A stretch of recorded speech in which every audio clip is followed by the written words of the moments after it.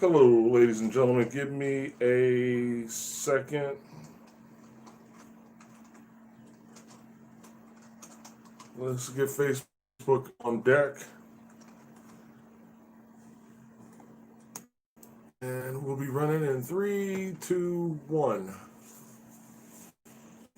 All right, ladies and gentlemen, welcome. I am Kino with STEMwithKino.com. And today is another edition of ASTB Weekly. If you don't know what ASTB is, it is the Aviation Selection Test Battery. If you're in Marine Corps, Coast Guard, Navy, and you are looking for aviation opportunities, be it pilot or naval flight officer, then this is the channel you definitely want to be at. Now, to get the most out of this, you should have your test prep book and you should ask questions. Typically, what we do is we go into an aeronautical or historical. Um, we're not going to do history today. We'll pick it back up next week. And for my SIFT people, there will be no live stream tomorrow for the SIFT tomorrow. I have a trip to take, and so that will not be going down. Maybe I might do like some quick videos while I'm on my trip, but I am not sure yet. I'm going to kind of break away for a little bit, decompress, recharge. A lot going on.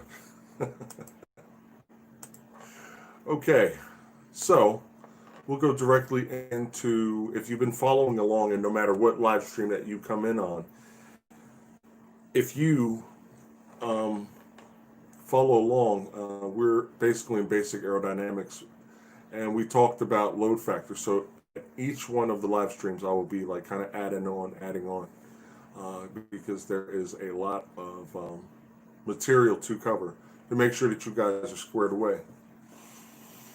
Most of the people that I've run into are not pilots that are preparing for these exams, and so what the idea of my channel is to kind of level the playing field for you guys, because you're going to be competing against guys that are they may be pilots already, so they understand aerodynamics, navigation, meteorology,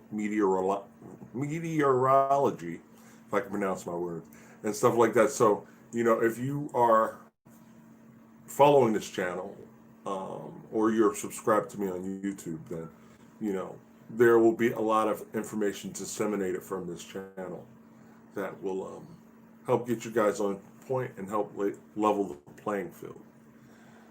Okay. We actually, I was working with someone today, and I'm going to drop some questions here.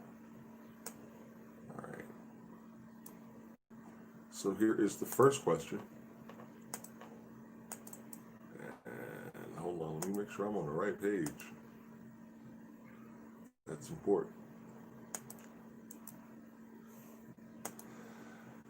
And if you guys have immediate questions that need to be addressed, you're going through your test prep booklets, and there's some things that you don't understand and you want to ask questions pertaining particularly to the ASTBE, you can go ahead and you can email me at kinothomas@gmail.com, and I'll keep my eyes peeled for that. But in the meantime, in between time, I am going to go into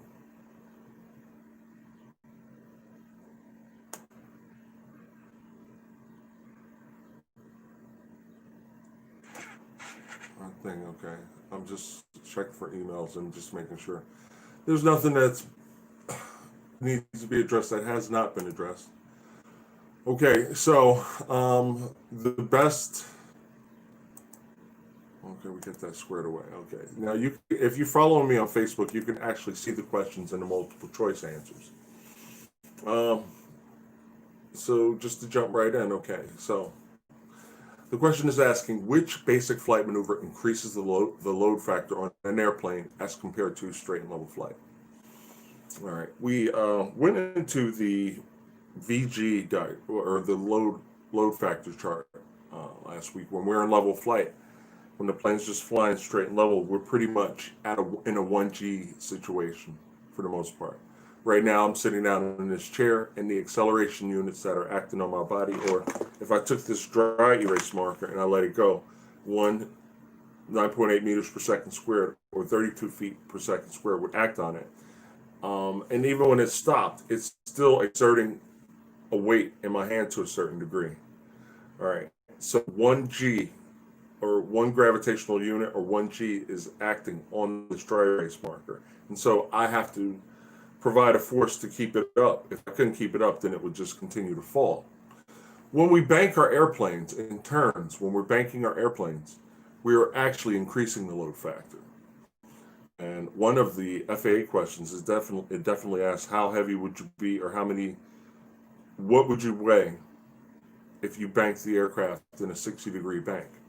And there's a load factor chart on the Facebook feed. Basically, the load factor is 2. So if my aircraft, let's say it was 10,000 pounds, if I banked the aircraft 60 degrees, the load imposed on the plane that the wings would be supporting would actually be, so 1G, 10,000 pounds, 2Gs would be 20,000 pounds. So for the moment that aircraft is in that turn, you're going to be 4,000 pounds. You kind of realize you're pulling gravitational pull on the ground, like if you guys ride in roller coasters. You get in a roller coaster and you're up top. And if you ever had a roller coaster kind of like go over the top, you actually experience negative gravity. Conversely, if you're in that downswing and then you're starting to go up, and the point where you're in that dip and you're coming out of it, the acceleration units increase. All right, now how many? I don't know, but you can feel yourself, your weight getting heavier, and you're actually pushed down into the seat. So very important, and something that we need to know if we're executing maneuvers in an airplane. Because when you bank an aircraft, what do we need to do? We need to either pull back on the stick or pull back on the control yoke. And typically you would have one hand on the control yoke. And you gently just pull it back to bring the nose back up. Why is this? It's because the load factor is increased. The load factor is increased. The amount of lift that you are developing goes from, like, your vertical lift factor, and I think I drew something on the board here. This was from earlier. So your aircraft is producing a component of vertical lift. And then as you get into that turn, that vertical lift decreases, and whatever direction you're turning actually increases. Okay, this is called the horizontal component of lift, or centripetal force. All right, so this is why when we bank our aircraft, the nose of our aircraft has a tendency to drop on us. The wings are like, dude, man, this wasn't the weight you were a second ago. What are you doing? And the nose starts to drop. So you definitely want to know about load factor in turns and how load factor increases as we turn. Okay. All right. So, okay, back to the question. What's the answer to the question, All right, so which basic flight maneuver increases the load factor on an airplane as compared to straight and level flight? Climbs, turns, or stalls? Okay, so it would actually be B, turns. In the turn, in order to get a turn to happen, the horizontal component of lift has started, and the vertical component of lift has actually dropped a little bit as far as forces being applied is concerned. All right, let's get another one out here. And I just kind of answered this one, but I will post it. This is a Federal Aviation Administration question that you could find on any test. Any of them. I've taken them all. I should know. I've seen this question before on a couple of exams that I've taken for the Federal Aviation Administration. Okay, so the question is as follows. I think this is what makes an airplane turn. I'm refreshing the page. And we will answer this question as soon as, okay. So what force makes an airplane turn? The horizontal component of lift, the vertical component of lift, or centrifugal force? All right. A is the correct answer. The horizontal component of lift makes an aircraft turn. The vertical component of lift does not make the aircraft turn because that force is only being exerted upward. It has nothing to do with the turn. Like if I'm in an aircraft and they say, "Okay, turn left heading 270." All right, I'm gonna dip the control yoke. The aircraft is going to start to bank, and then the horizontal component of lift is going to start to take over. So vertical component of lift is the wrong answer, and centrifugal force is the wrong answer because the centrifugal force is opposite of the horizontal component of lift or centripetal force. I verbally say that centripetal, like centripetal. All right, so pedal, but it's pronounced centripetal force. But I say pedal, so Petal, centripetal force, as opposed to centrifugal force, which Sir Isaac Newton's third law of motion states that for every force is an equal opposite force. So if you have the horizontal component of lift, you're going to have centrifugal force, horizontal component of lift, centripetal force, opposite centrifugal force. So Sir Isaac Newton's third law of motion. And if you are taking an aviation selection test battery, you will need to be very well versed on Sir Isaac Newton's three laws of motion. All right. All right. I want to get a lot of this aviation stuff covered because I know a lot of you guys are not pilots, and so they're going to ask you pilot things or things pertaining to flight operations, and you guys should be familiar with that, so you have at least a fighting chance on this test.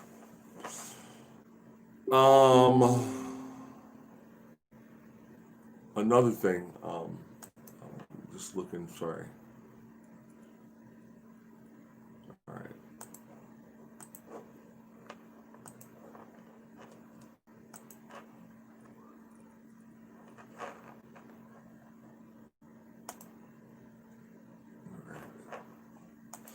Okay, checking questions, and we will go into some more stuff.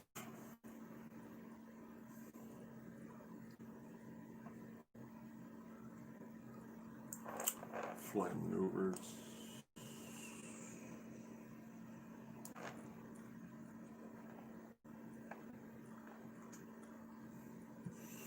I know I've talked about stalls, but today we're going to address stalls and spins. All right. As we increase our angle of attack, we actually increase lift. All right. And I'm going to throw in a image for you guys to look at on Facebook. Laminar Airflow. I've talked about this, but I'm discussing this because this is kind of the direction that the channel is going, and I want to make sure that I hit everything in the sequence that I will be teaching it as if I was teaching a ground school. So stalls. What is a stall? What causes an airplane to stall? Exceeding the critical angle of attack. Now, what do we mean by the critical angle of attack? What's he talking about, George? The angle of attack is what we need to discuss first if we're going to talk about a critical angle of attack. What is angle of attack? The angle of attack is I don't want to say imaginary, but it's the angle formed by the chord line. The chord line and the relative wind. As an airplane flies through the air, it's going to fly through air, and it would feel like wind, but we call it relative wind. Why do we call it relative wind? Because it's really not wind. Wind is air moving, and when you're flying through air molecules, it appears as if there's wind, but the aircraft is actually doing the moving. Let me give you an example. I always give this example about buses and field trips. You go on a field trip, I don't know, you have a game or you go on a field trip, some type of event or something like that, and you lower the windows. It's a pretty hot day, and you just want to feel the breeze coming in. All right. If you have long hair like I do, you get your hair all messed up. No, on a serious note, if you had long hair, your hair would be blowing in the wind. Hold on. Okay, okay. Let me respond to it.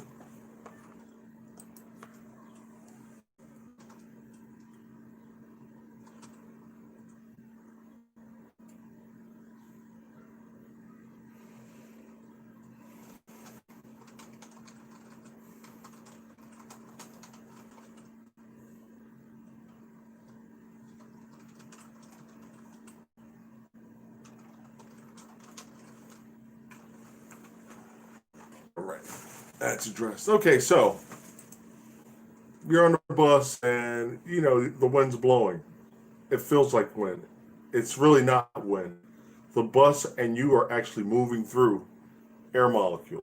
It feels like a wind. Like if you're driving and you had a stack of papers in your passenger seat, you roll that window down, those papers are flying around all over the place because you're moving through the air molecules. So let's take a wing. Airfoil definitions. The beginning part of the wing is the leading edge. The rear is the trailing edge. If we split this in half from the leading edge to the trailing edge, we have an upper curve and a lower curve. What we call that is upper camber and a lower camber. All right, so upper camber, lower camber, leading edge, trailing edge. As these air molecules are flying towards, or flying as the wing or airfoil, any device used to produce lift, is flying through, there's an angle formed by this chord line and the relative wind. So if we took a protractor, the angle will probably look something like this, a very, very small angle. All right, that is the angle of attack, the angle between the chord line of the wing and the relative wind. Now, if we were to pull back on the control yoke, what's going to happen? The elevator's going to go upward, and the nose is going to pitch upward. That is the movement. You could pitch nose downward, or you could pitch upward. All right, so as we increase our pitch, then the airfoil, well, they're almost identical, is going to be, it's going to have a higher or a larger angle. So let's say this angle is like this, all right? All right. So there's some things we need to take in consideration. I always talk about laminar airflow. If you've ever had something laminated, I'm looking for something now. Laminated, I can't really find anything right now. But in a sense, this magnet my mother got me, yeah, that's laminated. Okay. So, and don't mess with Texas. It's my mother's home state. Um,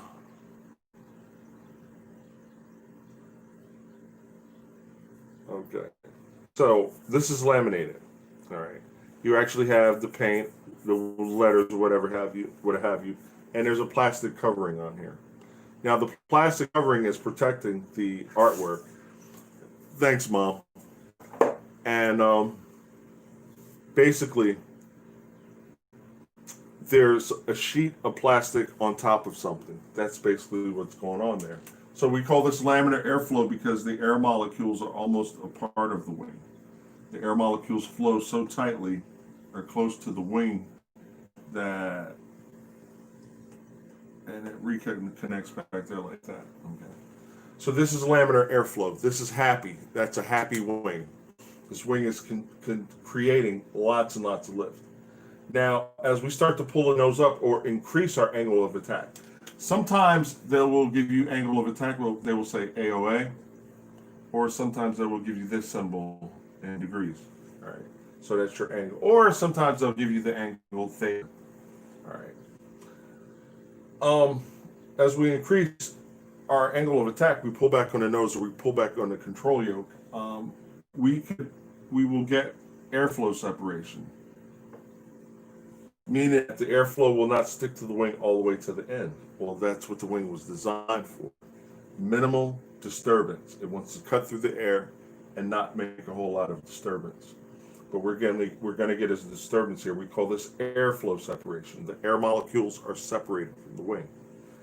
And we can increase our angle of attack to a point where it predominantly strikes the bottom of the wing and we get some serious airflow separation. So we'll call this the critical angle of attack. The critical angle of attack is the point where we raise our nose and the aircraft does what we call stalling. Stalling has nothing to do with the engine. A lot of people are like, oh yeah, the airplane stalled. And the layman would be thinking like, oh, well, the engines must quit. No, it has nothing. The wings stall, not the engines.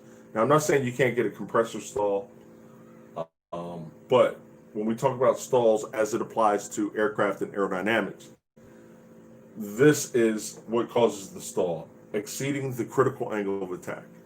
So when we start pitching our nose up, we pull back on the control yoke. We're going to be generating lift, more lift. We're going to be generating more lift. That's what causes a climb. And if I'm at 1,000 feet altitude and the controller says November 1, 2, 3, 4, 5, climb and maintain 5,000 feet, and I will reply back at my boy Bo. We were talking about communications earlier, aircraft communications. So anywhere where I can get like a little communications type. So the air traffic controller says you're at 1,000 feet, and the air traffic controller says November 1, 2, 3, 4, 5, climb and maintain 5,000 feet.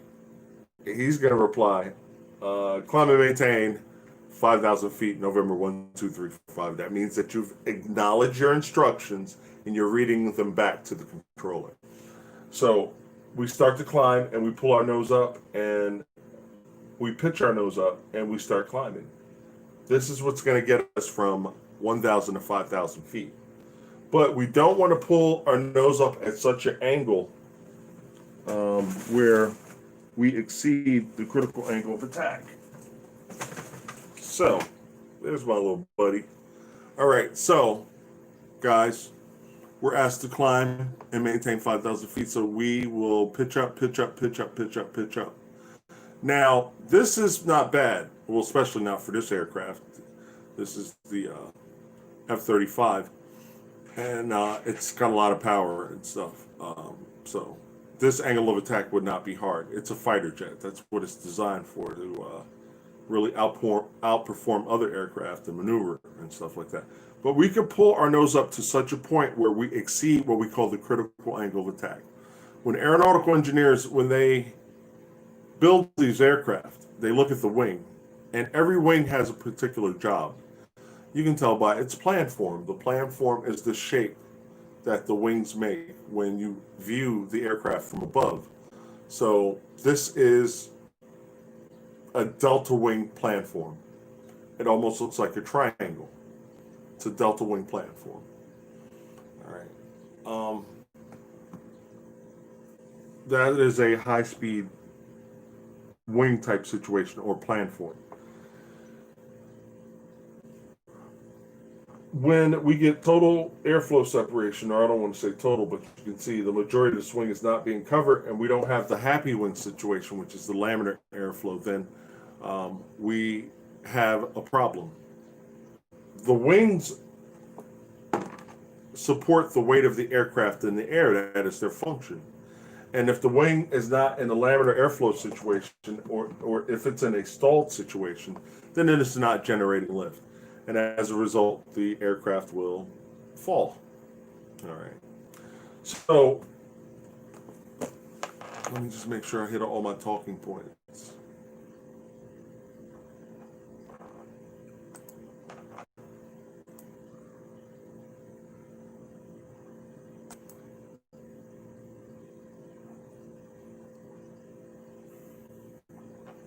All right.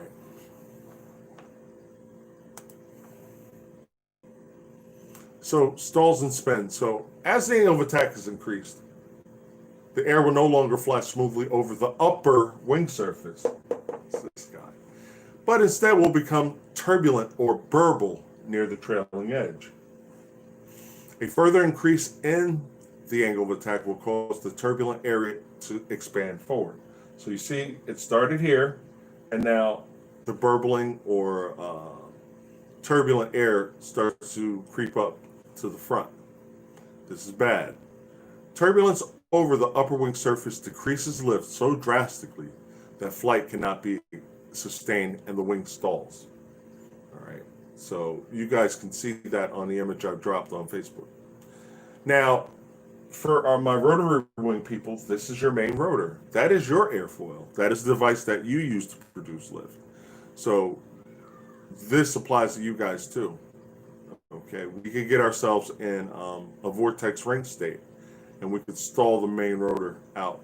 And the rotor, this wing is really just kind of like a longer, I won't say longer, not in all cases, but it basically, this, instead of flying through the air, rotary wing guys, your wing is rotating. This is why we call it rotary wing as opposed to an airplane fixed wing.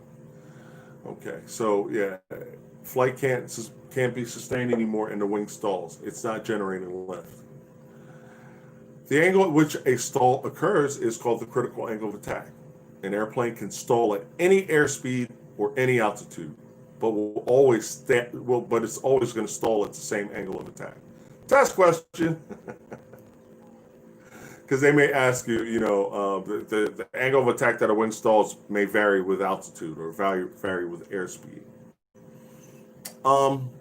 No, that's not always a constant. But if you do get slow enough, you will increase your angle of attack till it passes through or reaches the critical angle of attack and your rotor or your wing stops generating lift. Because air density decreases with altitude, the airplane has to be flown faster at high altitudes. It's called the same pressure difference between the pitot impact pressure and the static pressure. All right. So spins, we talk about spins all the time, and I think I'm going to do a video demonstrating one in addition to a couple other ones. But shout out to Mr. Valentine. We talked about this today. An aircraft will spin only after it's been stalled. So you have to stall it first in order to generate a spin.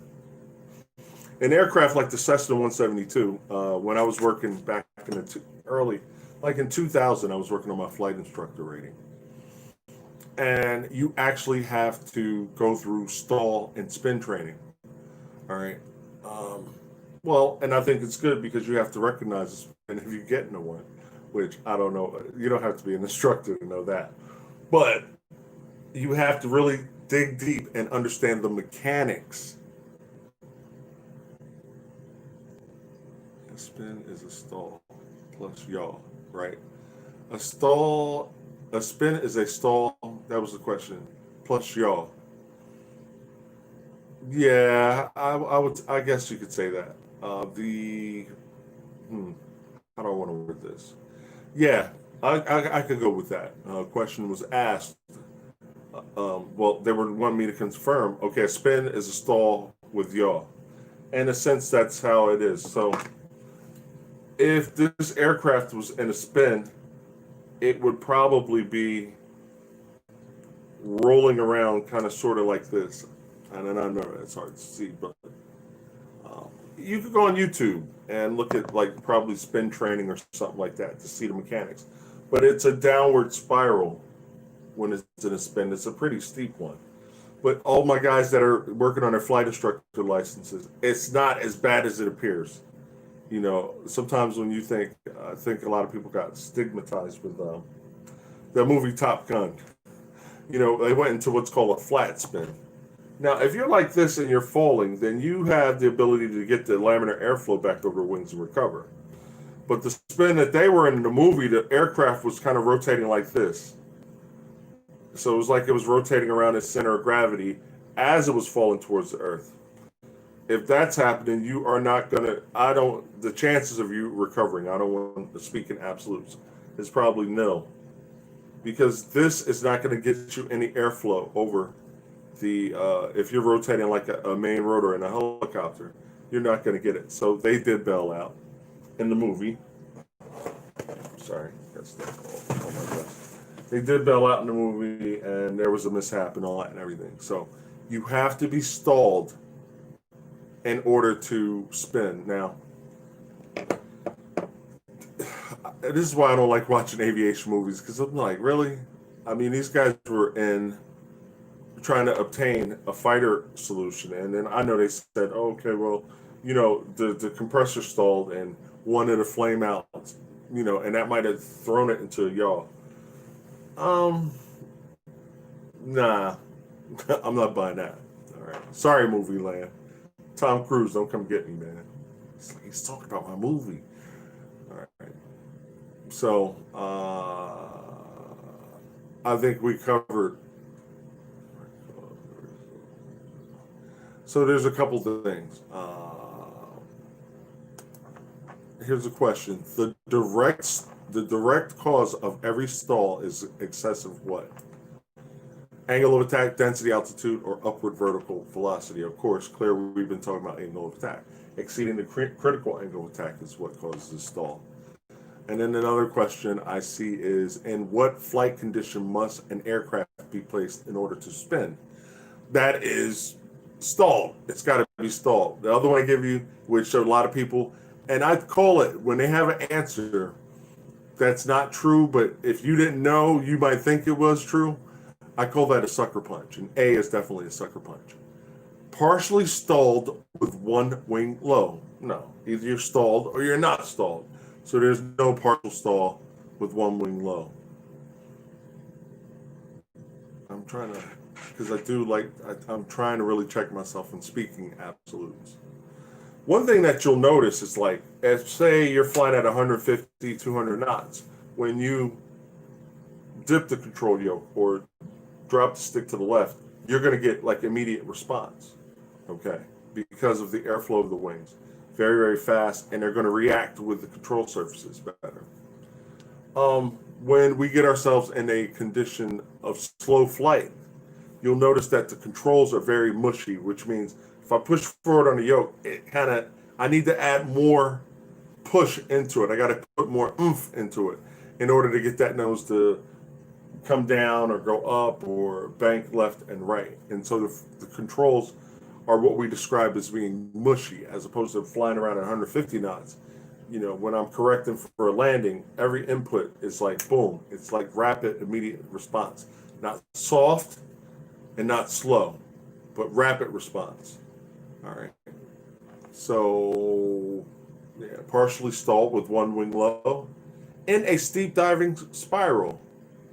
If you're in a steep diving spiral, you will just be kind of doing a spiral on your own. But stalled is the answer to the question. All right, I'm checking for updating, checking you guys out. All right. And thank you for the question, Drew. I'm trying to think.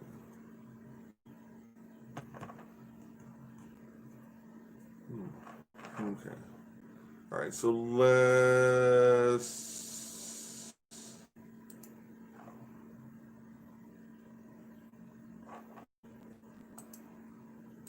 move on to another aeronautical term.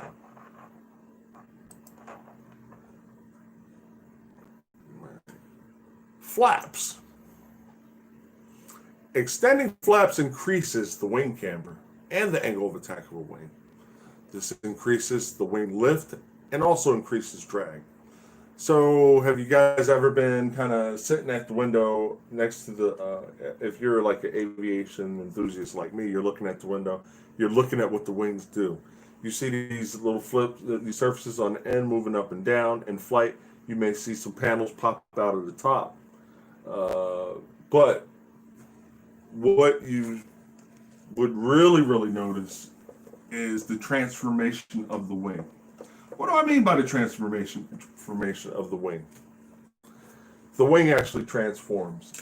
If we looked at it from above, if we were a commercial airliner, the wing would probably look like this. All right, and cruise. And then when you were landing, you would see maybe panels. This would kind of be in a little bit more, so that was not really like a good graphic representation. All right.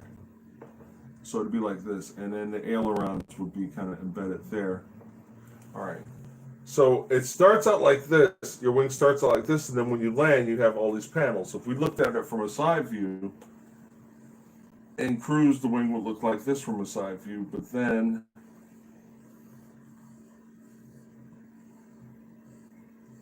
the wing would look like this in landing. So what has happened? The flaps were extended. All right. Flaps. I wonder if they're going to... All right, yeah, they do talk about two questions. One of the main purposes or one purpose. Okay. Let's say we didn't have flaps. And we're talking about our stall speed. The stall speed, let's say if this aircraft stalled at 100 knots. I know it's just a number I threw out. And let's just say with flaps extended, we won't stall till 75 knots. All right, I know that's a little bit exaggerated a little bit, but I want you to understand that your stall speed, and I'll just put VSO. This would be VSO if we're landing. All right, VSO is one of the V speeds. You could call this a dirty configuration. This will be a clean configuration. Your gear will be up and your flaps will be up. You're in a low drag situation. Well, sometimes we want, even though drag is bad, as aviators, we think drag is bad. Sometimes drag is good because we're slowing down. We want to be as slow as possible. So we're going to have to introduce some drag into the system. And another thing is, the new trailing edge now is this. So leading into trailing edge, this is your new angle of attack. So when you increase angle, when you extend your flaps, you're actually increasing the angle of attack of the wing. And what's the other point I wanted to talk about? Flaps. And you're also increasing the square area of wing, because we think about our wings producing pounds of lift and pounds per square foot. All right, so we want to counteract the weight. But in a slow flight situation, we have high speed and high drag. Now, what does this give us the ability to do, fixed wing pilots? Well, this gives us the ability to land on very, very short fields. We could use less runway landing at 75 knots than we would landing at 100 knots. Now, the flaps do have kind of like a stabilizing effect as far as flying at slower speeds. Before, we can get lower than 100 knots. Now, with flaps extended, we can get 75 knots. All right, so at the end of the day, we can fly at slower airspeeds. Would I want to land on the runway at 100 miles per hour or 75 miles per hour? I would want to land at the slower airspeed. In addition to that, you'll be flying into the wind. When we do take off and land, we take off and land into the wind. So your speed over the ground would be even slower, all right? And that's good. You don't want to be approaching the runway threshold at 100 knots unless you're a very, very super large aircraft and you've been trained in all the short field procedures and things of that nature. And another thing, it really comes down to how long your runway is. How much runway are we going to need? The bigger the plane, the bigger the runway you're going to need, or the longer, I should say, the longer runway you're going to need. All right. So the purpose of wing flaps. One of the main functions of flaps during approach and landing is to A, decrease the angle of descent without increasing airspeed. B, permit a touchdown at a higher indicated airspeed. That's not true. Or C. C is increase angle of descent without increasing airspeed. So what does that mean, Kino? Increasing the angle of descent without increasing airspeed. Typically what happens, you're at, 5,000 feet, and your runway's down here, and it is 200 feet, mean sea level, above sea level. Okay, well, typically what we're going to have to do is we're going to have to push forward on the yoke or the control stick, and we're going to push our nose down. And this is synonymous with driving downhill.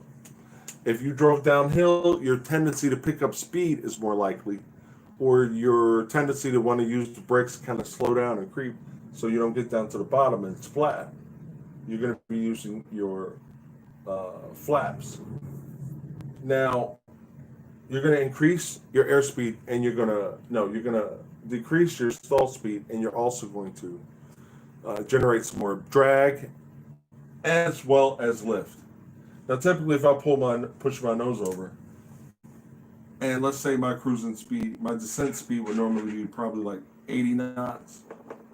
Well, if I push this nose over, we're actually going to pick up airspeed. Gravity's actually going to help you out and be like, hey, man, move faster. The acceleration of gravity. If we have flaps extended, let's have our wing and let's have our flaps. If we have flaps extended, then we're generating more lift and more drag, and it will allow us to land on this runway at a slower speed. You don't want to be coming at a runway 150 knots.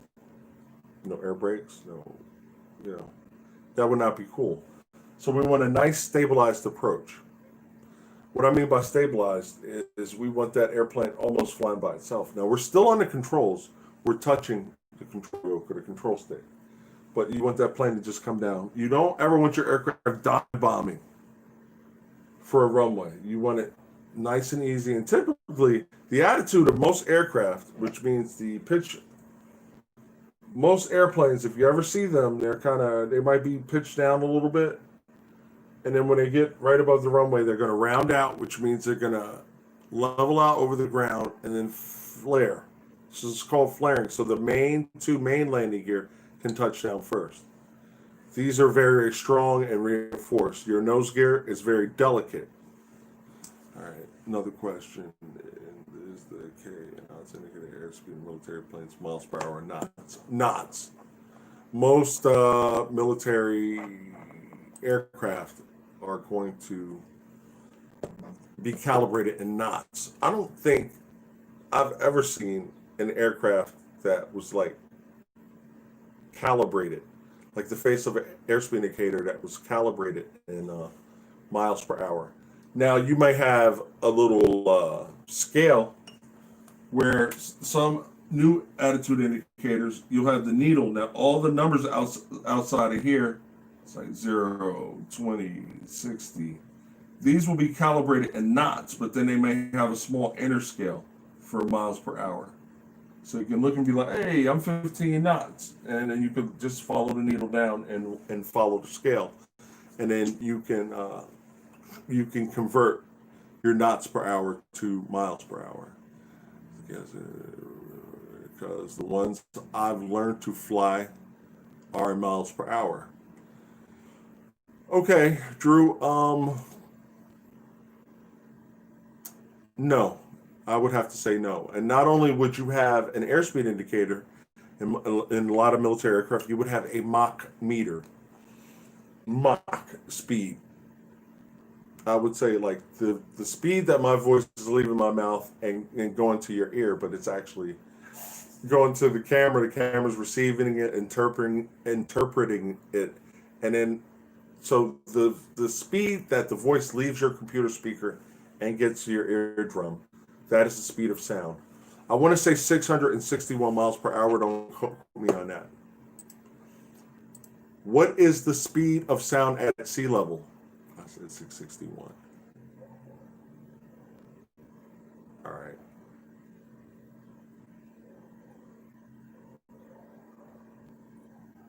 .761 miles per hour, or 1,100 feet per second. This has come up in a test. What is the speed of sound? So 671 miles per hour, or 1,100. I know it's less the higher you go up. Yes, it is. Let's air molecules at altitude. I keep getting. All right, these messages from weird people. All right, so we're at 6 o'clock, guys. Thanks for the questions. Drew dropped some questions, so it was good. And everybody that watches this afterwards, be safe out there. We're at 6 o'clock, and according to my schedule book that's over there, I believe I have somebody next.